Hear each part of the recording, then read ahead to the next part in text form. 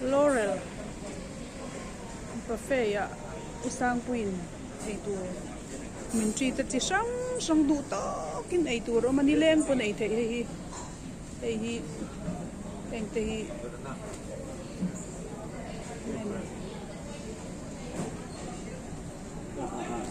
kai quang kan la kwa lang in vetan du to kai tu rom ti han pui pathum nei cha khop mai voi ni a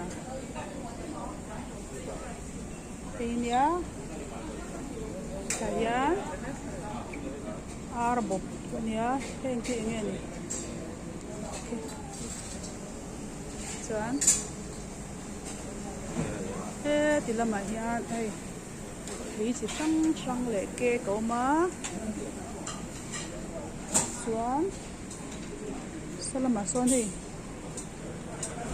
nghe đi sa thế nghe đi đầm đứt tục lùi sa po kim rất là nhàng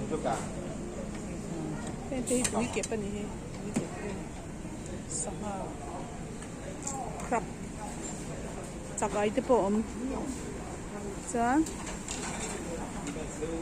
thì làm mà hiện sushi so làm lên so này phết bọc à so ta son nhá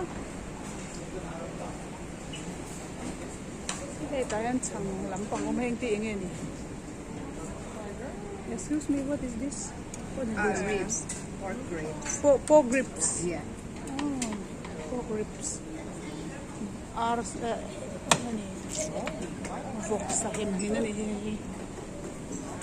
So, kaya lampang yan dahil sinang mushroom te omheng tu idon ni. Chicken, spring bean, pepper.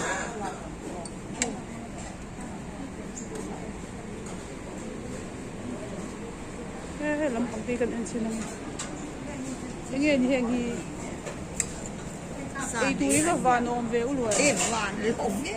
Sa tam sia. Hey, min treat tu hi niya. Usang hui. Du to hin kan ni don ve nu pui pathum nei ni ka chang ni a. So nghe ni a.